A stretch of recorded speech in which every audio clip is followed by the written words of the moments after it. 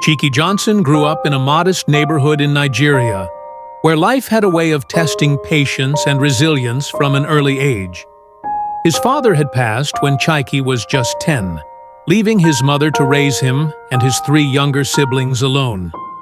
She worked tirelessly as a market trader, yet the money was never enough. Chike saw the weariness in her eyes every night, felt the weight of responsibility pressing down on him even as a child.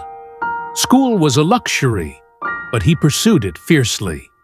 He would wake before sunrise to help his mother sell goods at the market, run errands, and still make it to class on time. Often, he went to school with an empty stomach, listening to lessons while his mind drifted to how he would feed his siblings later that day. Semesters sometimes went unpaid, exams were missed, results were withheld. Yet, he refused to give up. He dreamed of a life where he could lift his family from poverty, even if it seemed impossibly far away. When school ended, the harsh reality of adulthood hit hard. Jobs were scarce, and Chike had no professional connections or capital to start a business. He worked every physical job he could find, carrying cement under the blazing sun, unloading trucks at the local market, painting buildings, cleaning offices late into the night. Some days he earned enough for basic meals. Most days, he earned nothing. Even when he got paid, the money vanished quickly. Rent, transport, school fees for his siblings, and medical bills for his mother. Feeling cornered, Chike turned to the internet. Perhaps here, far from the relentless demands of physical labor, he could find a way out. He started with affiliate marketing, reading tutorials late into the night.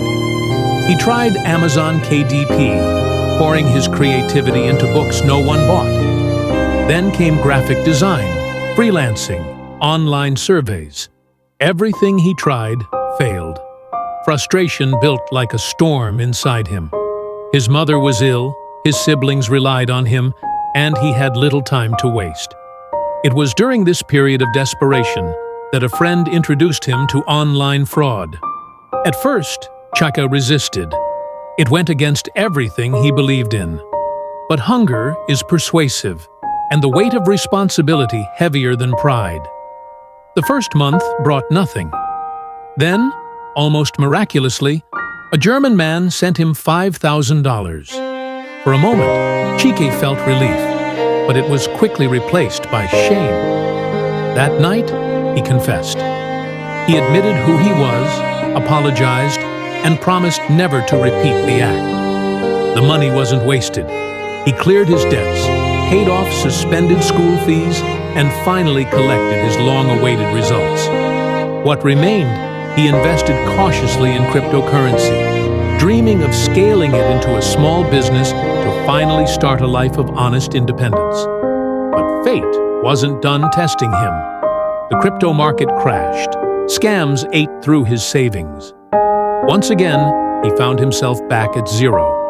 And then, his mother fell gravely ill. Hospital bills piled up. He had no options left.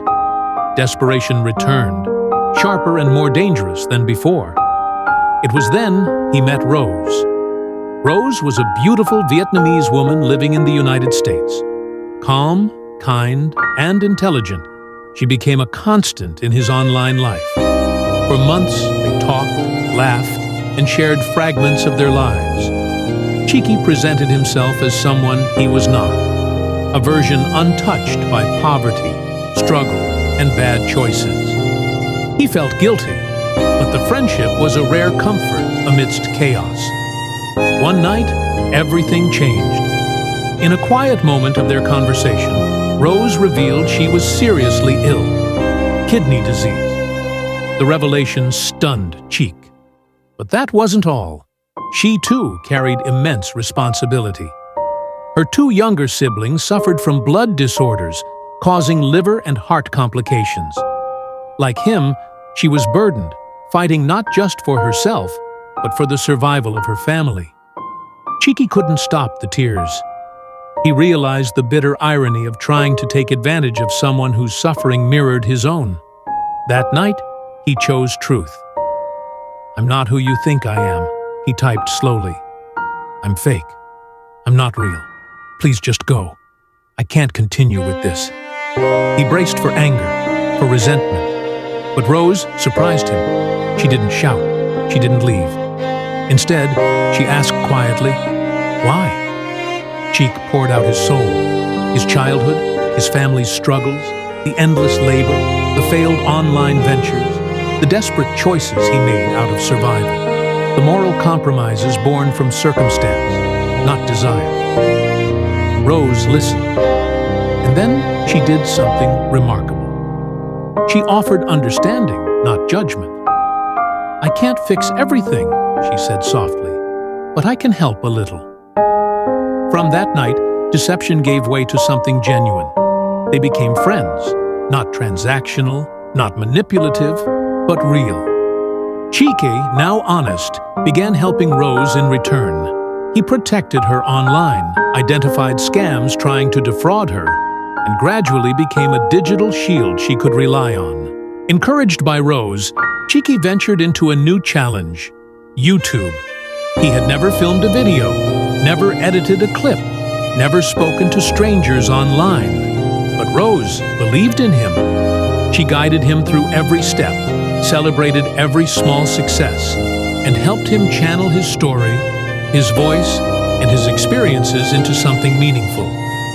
Their story remained uncertain. Life still tested them. Illnesses persisted. Money was scarce. Distance was vast. But in the midst of chaos and broken dreams, they had built a friendship rarer than gold.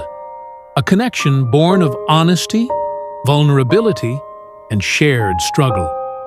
And though no one could tell what the future held, one thing was certain. Cheeky and Rose had found in each other something precious, something unbreakable, and something truly worth more than money or success.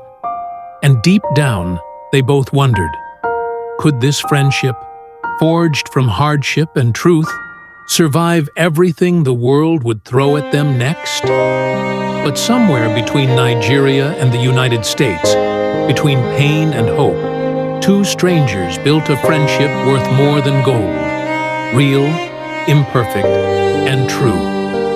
And maybe, just maybe, that is where every real miracle begins.